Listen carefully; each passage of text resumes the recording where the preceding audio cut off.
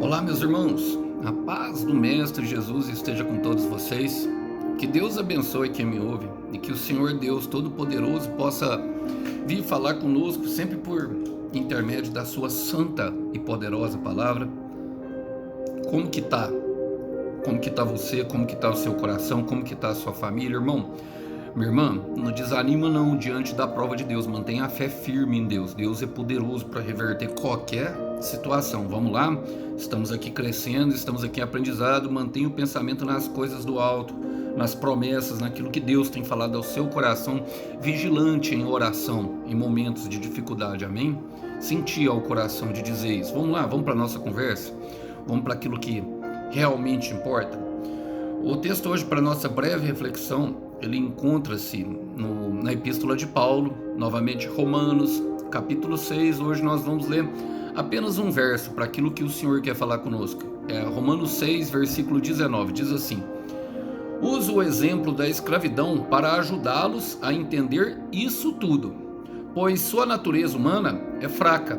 No passado vocês se deixaram escravizar pela impureza e pela maldade, e o que fez afundar ainda mais no pecado. Agora devem se entregar como escravos à vida de justiça, para que se tornem santos. Glória a Deus. O apóstolo Paulo, ele vem aqui na Epístola dos Romanos. Quero contextualizar, vamos contextualizar rapidamente, porque tem entrado bastante irmãos, e graças a Deus e para a glória de Deus também isso tem acontecido. É bom que nós expliquemos. A carta aos Romanos foi escrita a uma igreja, a alguns hebreus que viviam, em Roma. Roma era a potência, era o império que dominava o mundo naquela época. O Império Romano dominava ali basicamente todo o Oriente Médio, a parte hoje que se chama Europa, e tudo aquilo ali estava sob o comando do imperador romano. Então eles tinham um certo acesso, e aqui Paulo está escrevendo justamente a igreja que se localiza na cidade de Roma, na Itália, hoje na Itália, e ele estava pregando, ele estava escrevendo justamente como orientação aos falsos ensinos, como atingir e alcançar a salvação por meio da fé em Jesus Cristo, um guia de prático. A carta de Paulo aos Romanos é tida como a carta magna de Paulo. Ela tem todo o aparato necessário para fornecer fé, esperança e também nos conduzir em questão de comportamento, para nós virmos. E do capítulo 5 ao capítulo 8, ele vem justamente explicando entre a antiga realidade e a nova realidade. O capítulo 6 é livres do poder do pecado. E eu quero ministrar esse versículo 19 para aquilo que o Senhor tem para o nosso coração hoje. Vamos lá? Diz assim, a primeira parte, eu quero ler com vocês, fala assim: uso o exemplo da escravidão para ajudá-los a entender isso tudo. Irmãos, Deus tem uma finalidade. Qual que é a finalidade? Que nós cheguemos ao entendimento total. Entendimento total, irmão, da mensagem. O entendimento total é a finalidade da mensagem. Entendimento de quem nós somos em Deus. Entendimento, trazer o entendimento, entender. Não só conhecer e saber e ter a sabedoria, mas entender. O entendimento, irmãos, ele traz a revelação. E podemos ver isso justamente num sentido bem amplo da palavra, de que quanto mais nós nos aprofundamos, mais nós ficamos aptos, mais nós temos, aptidão, não somente para as coisas que se referem a Jesus Cristo, mas a todo o trabalho, até mesmo secular. Há uma expansão na nossa mente, há um despertar para tudo aquilo que está acontecendo, não só para as realidades espirituais, mas também para as realidades naturais, irmãos. Essa é uma verdade. Então, o entendimento total é a finalidade da palavra. Quero ler com vocês Salmo 119, que é o capítulo de Salmos. Na verdade, Salmos não tem capítulo, mas o Salmo que se refere totalmente dedicado por Davi à palavra de Deus. Salmo 119, versículo 130, fala justamente assim: quando a sua palavra é revelada ao homem, ilumina o seu caminho. Ela dá sabedoria às pessoas de coração aberto. E eu gosto dessa expressão coração aberto, porque em algumas versões traz pessoas simples. E o coração aberto vem justamente pela simplicidade, daquilo de entender todas as realidades que nos cercam, as nossas emoções, os nossos pensamentos, a origem, o propósito e tudo aquilo que vem justamente do aparato que Jesus Cristo trouxe para nós por meio da sua vida. Bom, ele fala, usa o exemplo da escravidão. Por quê, irmãos? A escravidão era algo comum naquele tempo. Nós vimos aqui, nós lembramos aqui, se nós puxarmos a memória, eu que sou de outra geração, eu lembro das novelas da Globo e tinha ali a realidade que vinha justamente lá da Itália, os escravos italianos que vinham, os italianos vinham morar aqui e trouxeram junto com eles os africanos que eram escravos, naquela época era a escravatura negra. E o Brasil passou por esse processo de abolição da escravatura, Lei Áurea, eu nem lembro mais como é que a história chamava, mas tinha alguns nomes ali que foi passado quando ainda o Brasil era monarquia. Bom, o que eu quero dizer, irmãos, porque o que era o escravo? O escravo, na verdade, ele não tinha vontade própria. O escravo ele não tinha vontade própria, ele era um patrimônio, um objeto de um dono. E quando o Senhor vem trazendo para nós justamente a ideia de liberdade, assusta um pouco. Por quê? Porque é justamente passar da escravidão do pecado para o senhorio de Jesus Cristo. E senhor e escravo era a relação daquele tempo, era a relação da escravatura. Então, nós precisamos entender que o senhorio do Jesus Cristo é justamente o que nos protege de tudo mal. O escravo ele não tem vontade própria, ele é patrimônio do seu dono. E por isso Paulo falava em Gálatas, quero ler com vocês, eu gosto muito de ler esse versículo, e eu já tenho ele até decorado na minha mente, que é não voltar ao jugo da escravidão, mas ele fala que foi para a liberdade que nós fomos libertos, mas eu quero ler com vocês com riqueza de detalhe. Ele fala assim, foi assim que Cristo nos libertou, agora cuidem de permanecer livre e não fiquem novamente presos pela cadeia da escravidão. Quero ler na versão Ferreira de Almeida, fala assim, para a liberdade Cristo nos libertou, permanecei, pois, firmes, e não vos dobrei novamente a um jugo de escravidão. E o inimigo, irmãos, o inimigo da nossa alma, ele tenta nos escravizar justamente pelos nossos sentimentos, é justamente pela ação que ele traz de maldade, sabe, de tudo aquilo que nos cerca ao redor. Para quê? Para nós voltarmos ao jugo de escravidão. É possível, irmão, mesmo depois de Jesus nos libertar, nós voltarmos, segundo Paulo.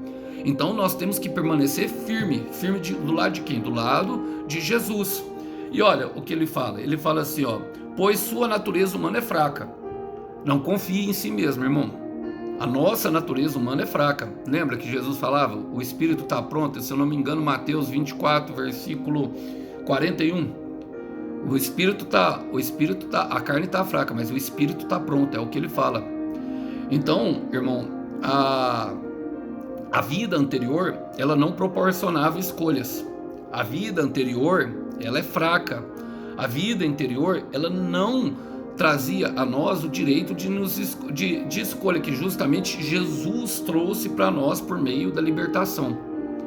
E entender isso, porque a natureza humana, ela é fraca. Olha o que ele continua falando. Ele fala assim, no passado vocês se deixavam escravizar pela impureza e pela maldade. Irmão, não tinha outra saída. Se nós puxarmos a memória, e eu sempre gosto de lembrar de mim, justamente quando eu vivia numa vida anterior, eu sempre volto a lembrar, irmãos, e isso faz parte justamente ali do repertório, das comidas que vivenciamos, que os israelitas vivenciaram, que Deus instruiu eles a comer justamente quando eles foram libertos do Egito, na festa da Páscoa. Tinha as ervas amargas que tinham que ser temperado, que era justamente se referia justamente a essa aflição que vinha pela impureza e pela maldade, irmão. E o mundo lá fora, ele é mau. O mundo lá fora, ele nos castiga e ele quer nos levar justamente a essa questão de voltar, irmão, a essa maldade, com as mentiras, andar na escuridão. Uma gota de mentira, irmão, um rio de maldade, sabe, uma gota de ganância, uma gota, meu irmão, uma gota de qualquer coisa ruim, como por exemplo qualquer impureza que entrar no nosso coração, é um rio de maldade que transborda. Então a vida anterior não nos proporcionava escolha, nós ficávamos automaticamente escravo daquilo que justamente nos aprisionava. Olha o que Isaías fala em Isaías capítulo 50, versículo 7. Quero ler com vocês esse versículo que se refere justamente ali a isso. Fala assim, ó: pois o Senhor Deus me ajuda, portanto não me sinto confundido. Por isso pus o meu rosto como um seixo, e sei que não serei envergonhado. Isaías estava falando justamente, remetendo ao Senhor Jesus, mas ao Senhor soberano, o Pai. Ele fala, eu quero ler na versão viva, fala: mas o Senhor, o soberano, me ajuda, por isso eu não desanimarei. Assim mesmo sofrendo, decidi firmemente fazer a sua vontade, e tenho certeza de que não serei decepcionado. O que Paulo está falando, irmãos, justamente para nós ficarmos, não nos apegarmos à nossa carne que é fraca, mas justamente ao Senhor. Ao Senhor, irmão. Irmãos, muitas pessoas que têm passado pelo deserto já entenderam que a guerra é espiritual, e no âmbito espiritual o inimigo, irmão, ele não tem regras. Ele usa todos ao nosso redor, ele usa todas as pessoas, são passíveis, inclusive eu, irmão. Sabe, não me coloco como especial de jeito nenhum.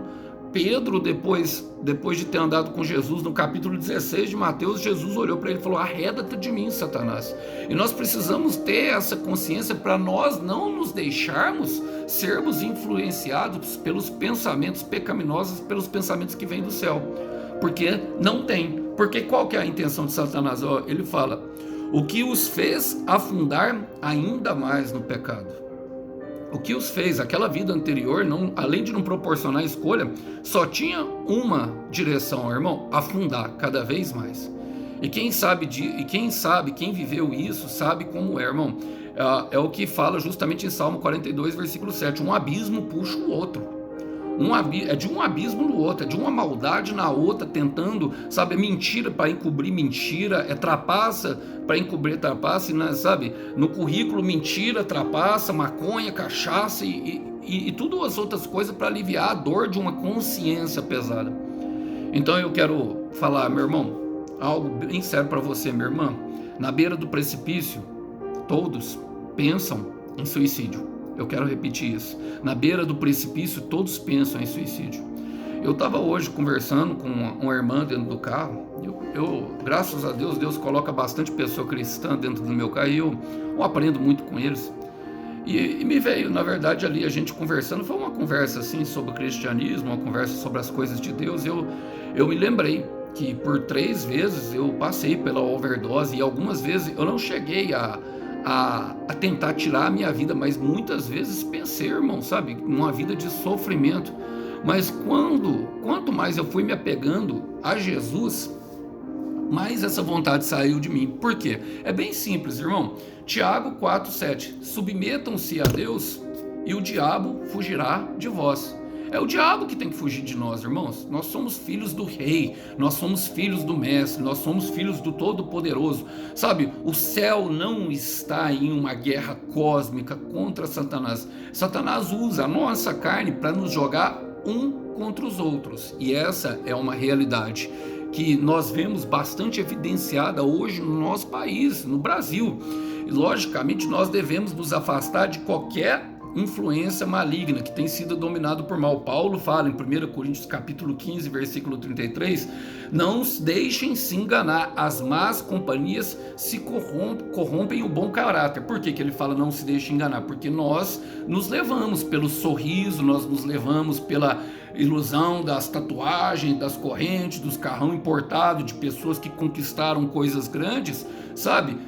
Nesse mundo, e entendemos que talvez ela seja uma pessoa que pode, mas talvez ela esteja ali cheia, irmãos, de demônio. Talvez ela esteja cheia do inferno. E tudo aquilo que nós conquistamos, irmãos, é justamente de um véu que foi rasgado diante do Senhor, praticando Mateus 6,6, orando em intimidade, justamente naquele versículo do começo. O Senhor revela a sua palavra para quem tem o coração aberto. Então, tem muito maluco tentando costurar o véu que Jesus já rasgou. Eu quero repetir isso: tem muito maluco tentando costurar o véu que Jesus já rasgou. Esse véu rasgado nos dá acesso direto ao Pai, chegando no momento certo, no momento da aflição, no momento da angústia, no momento justamente em que a tristeza comete ao nosso coração, para nós pedirmos ajuda diretamente ao Pai.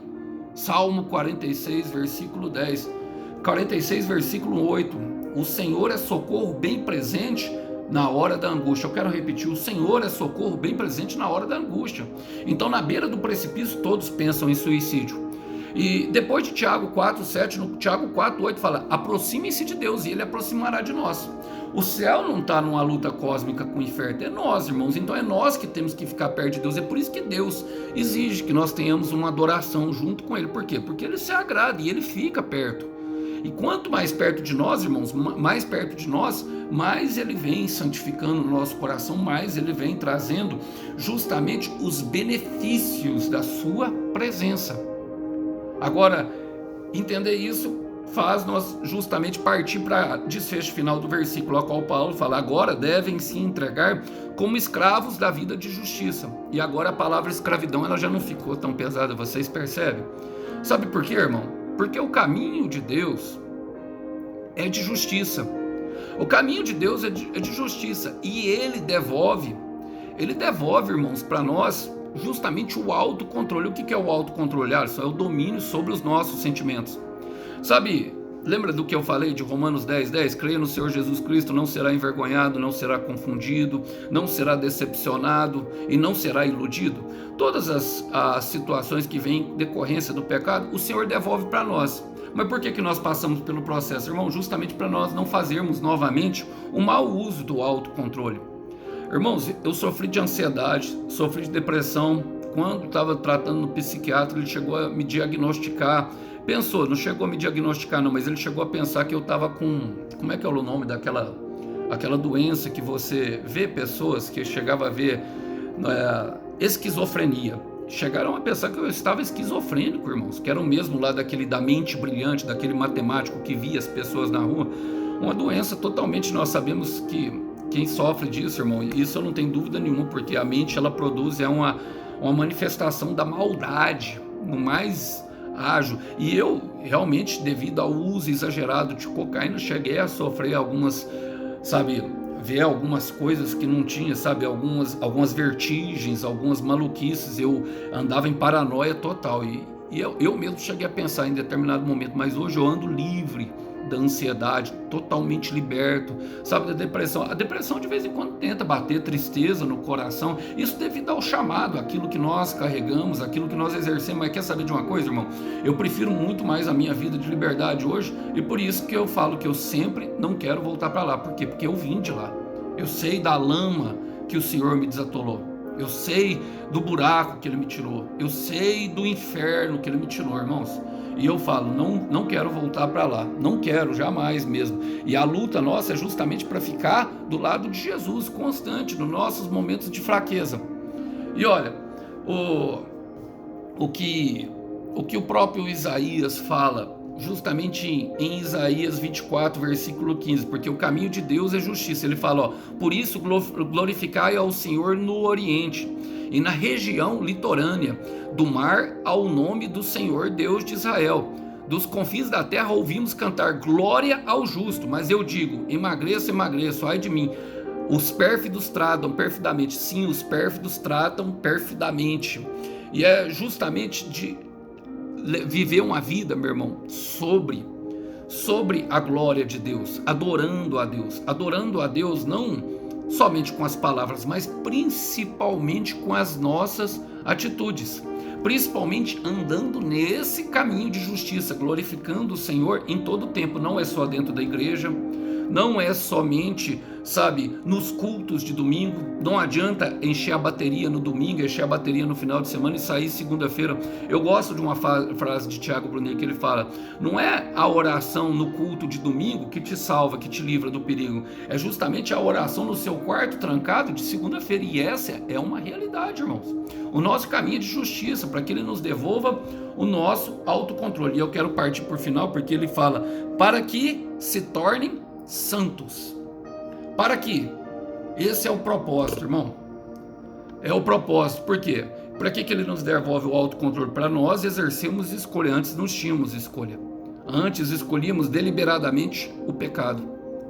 Se todo mundo puxar a memória, vai saber que alguém foi liberto de alguma coisa. Eu não acredito, sabe, em alguém que não foi liberto de nada. E quando a pessoa fala para mim que não tem uma fraqueza, irmão, e eu já questiono muito, sabe, esse tipo de pessoa, porque o único, até mesmo o Senhor Jesus teve vontade de desistir na beira do Getsemane. Pai, afasta de mim esse cálice, porque é difícil. O pecado, ele imprime sobre nós um jugo, um peso muito grande. E então eu quero falar justamente desse homem, Jesus Cristo, o homem Deus. A nossa liberdade foi conquistada, meu irmão, por Ele, para uma finalidade, com um propósito, com uma característica, para que nós venhamos a nos manter afastados do mal para uma vida santa. Lembrando que a ação de santificação, irmão, não é nossa. Nós não temos o poder de santificar ninguém, nós não temos o poder de santificar, sabe? A santidade é de Deus.